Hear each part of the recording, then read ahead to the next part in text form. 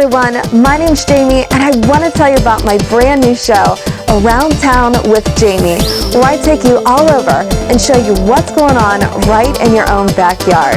Stay tuned to learn more.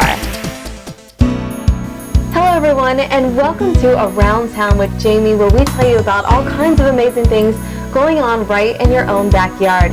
Now today we have United States Boomerang team member Logan Broadbent, who's here from Cleveland today. Logan, welcome. Hi Jamie, thanks for having me.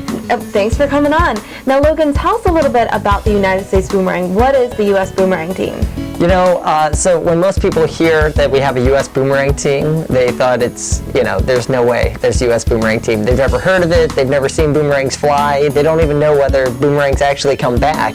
And a lot of people think maybe boomerangs are weapons or something like they're portrayed on TV and in the movies.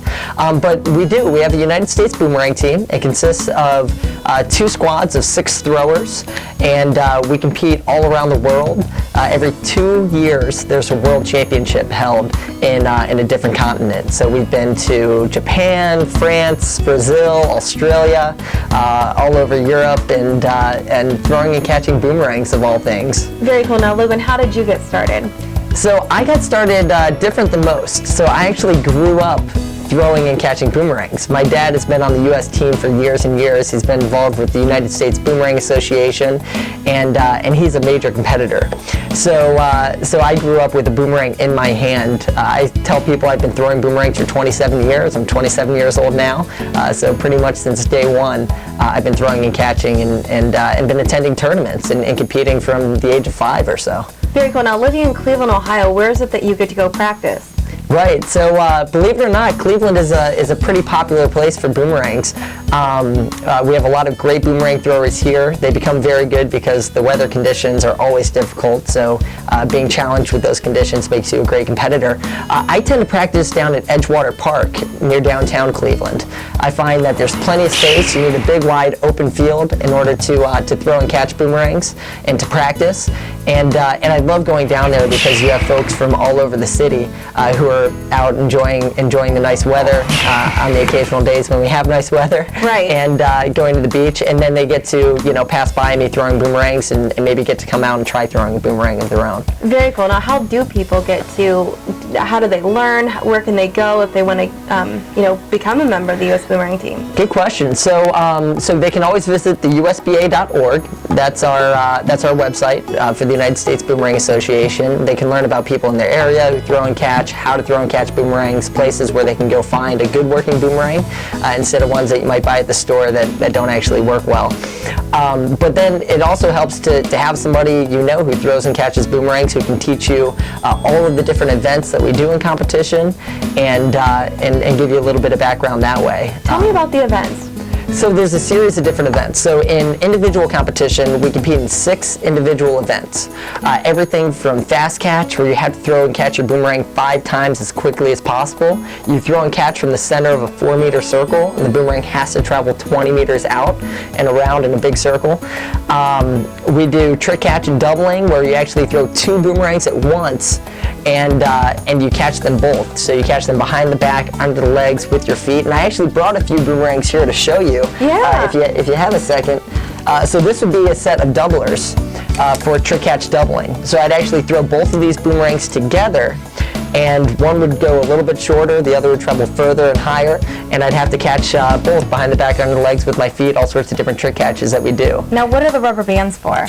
So the rubber bands are to create drag. So if it's really windy out, this slows down the spin rate, keeps them blowing past us in the wind. In order to be a good boomerang thrower, you have to understand the physics of flight, Bernoulli's principles of lift, gyroscopic precession, differential lift, centrifugal force, moment of inertia, angular momentum, torque.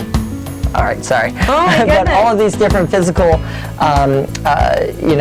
all these different forces of physics that are acting on the boomerangs, and how to adjust your boomerangs to make them fly the way you need them to in competition.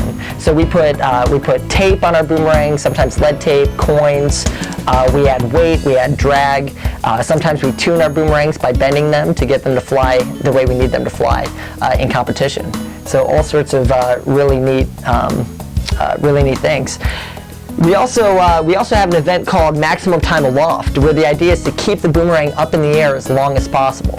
So sometimes it's thrown with a 3-wing boomerang like this. And that one looks different than those. Yeah, it's a little bit different. Each boomerang is made with a different shape, sometimes different materials, depending on what the event is and what we need the boomerang to do in competition, its flight characteristics. So most maximum time aloft boomerangs are made out of micro balloons and epoxy covered in carbon and Kevlar fiber. Okay. So they're composite materials that are very light, very rigid, and are made to stay in the air a very long time. Same with distance boomerangs. They're made to travel as far out as possible with a full return. And we have an event called Endurance where you're throwing and catching as fast as possible for 5 straight minutes. So basically, Wow. you do what a baseball pitcher does in 5 minutes, what a baseball pitcher does in a full game.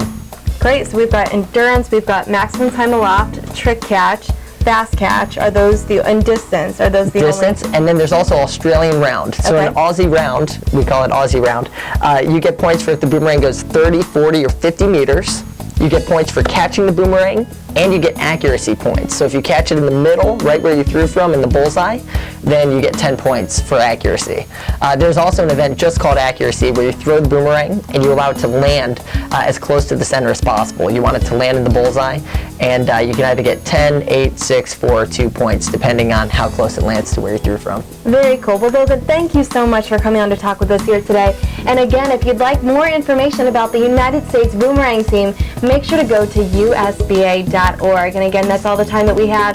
Thank you so much, and we will see you next time.